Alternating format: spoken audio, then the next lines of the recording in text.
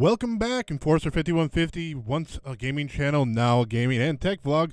Anyway, today we have a massive development in the RTX cards and ray tracing. NVIDIA actually announced that the driver update, along with the Battlefield 5 update, we will see a 50% increase in RTX. So we got the i9 9900K that I put together with my daughter last week as that time-lapse video, and we went ahead and put the ray tracing on medium and turned on HBAO because that's what the default is. Now remember last time, if you caught the video, the RTX in Battlefield 5, we lost about nearly 70% performance, which most will agree is unacceptable for online gameplay or competitiveness. And in single player, it's still a little bit steep to lose 70%, even for the most average gamer. Alright, so we're just going to go through a quick few things here. And we'll notice that the RTX is definitely enabled. We are definitely getting more frames per second than we did before. Before with the 2080, we got about 40 to 45, maybe 50 and sometimes.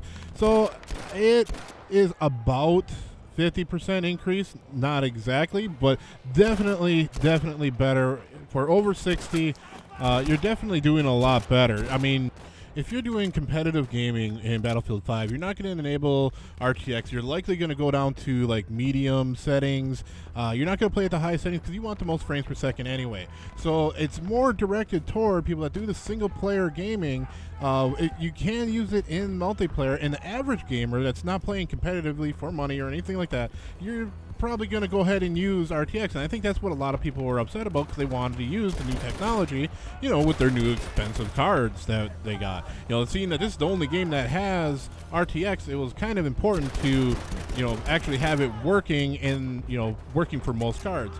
If you're, you know, running on Ultra, you know, just regular graphics settings, and you're running on medium ray tracing or low ray tracing, and you can get over 60 frames per second as an average gamer, that's plenty fine. The problem came in before was when you were getting like 30 frames per second, or, you know, basically the 2070 wasn't even able to play with RTX on at a decent frame rate. So I can't stress it enough that RTX is not for competitive gaming. A lot of people are like, oh man, I'm losing so many frames per second, and this is horrible. Well, it was kind of bad, and I'm not going to disagree with you there, but it's definitely not for the person that wants to play at the highest frames per second. Now we're going to get more into the actual, you know, performance review here of the RTX and everything, but first I just wanted to go through some of the single player on this map here. And while it's just, you know, actually playing instead of just looking at one spot, so we can kind of see aesthetically how everything kind of looks. You know, you're getting around 60 to, you know, 65 frames per second, which is actually really good, you know, considering all the foliage and all the ray tracing that's going on. You know, we're getting about 70 frames per second here. And I mean, this looks amazing. I mean, the reflections on the gun, and we're getting over 60 frames per second. Even with the explosions in front of me, you know, it kind of wants to go under the 60 frames per second, but it doesn't. So let's go ahead and take a look at some of the performance of this thing. I know that's what you're all here for. I mean, you don't want to see just the game part, but we want to see exactly what we're getting with the ray tracing and this update.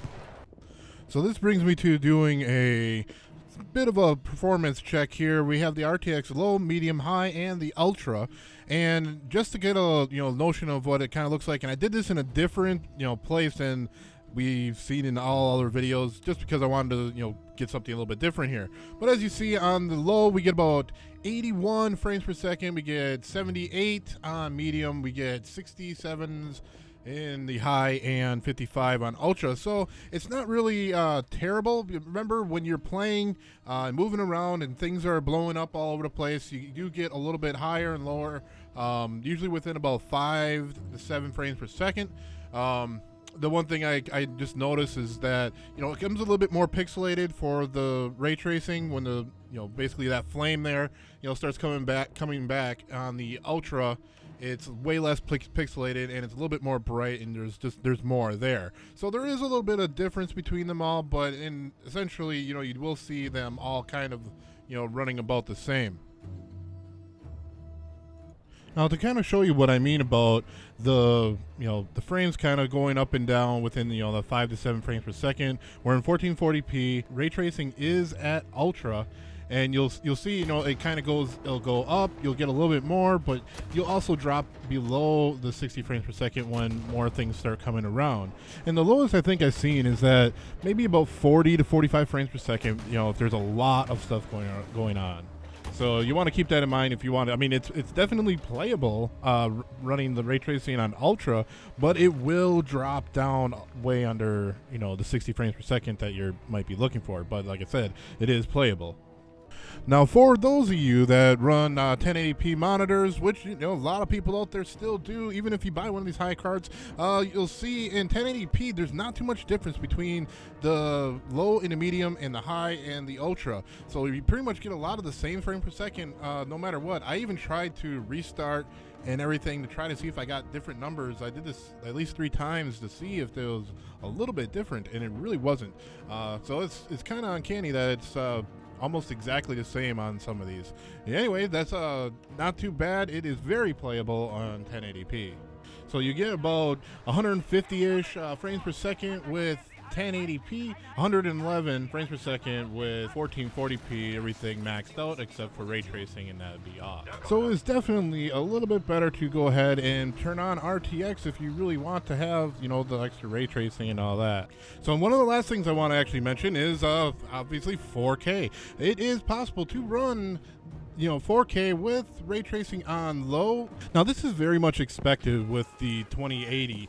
So we run it at 4K and we barely were able to hold 30, 35 frames per second. We got up to 40 and stuff like that, and it was really difficult to play with this resolution, which is, like I said, it's expected. We're not expecting to be able to do 4K with ray tracing on. It's just really not going to be possible. The 1080 Ti, or the 2080 Ti we'll get a little bit more, and maybe a little bit more possible to do that, but I don't have one to actually test out. If you're dead set on running 4K, you can turn down the graphics quality down to about high, and you can get a good 50 frames per second, but you will drop down in some spots where you'll go down to another 7 frames per second, like I was mentioning before. So you want to watch over that. You may want to go down to like a medium setting if you really want to stay at that 4K with ray tracing on, and then you can get around the 60 frames per second magic number. Now, in my personal opinion, I think 1440p is plenty good for most gaming situations. I do like to play in 4K as long as you can get a decent frame. If you're playing like console type games, I say 40, 45 frames per second is fine. As long as you're over 30, but first person shooters and stuff like that, you definitely want to get closer to that 60 frames per second. But that's my personal opinion. Let me know what you think, if you preferred resolution that you like to play at. And I just want to also mention, as a conclusion to all this, I really think that nvidia has been saved by the DICE developers, because I mean it was making them look really bad with the RTX coming out and everybody getting 70% less frames per second. Anyway, I want to apologize that I've only been able to upload about once a week lately. I had the one with my daughter last week. I've had a lot of medical issues, and I've had my school and stuff like that, and programming, and that's definitely been kind of taxing. So I've only been able to upload whenever I could, which happens to be on the weekend or right before the weekend. Hopefully this week I'll be able to get some extra uploads in, and I'll try to get some benchmarks for the i9 9900K that I put together with my daughter last week, and we'll try to do some like Assassin's Creed, Odyssey, CSGO, and all those things that I've done, and kind of get a little bit of a compare with the 2700X. Anyway, I want to thank everybody for watching this video. Make sure you hit that like button, definitely subscribe if you're new to the channel. You all take care and happy gaming.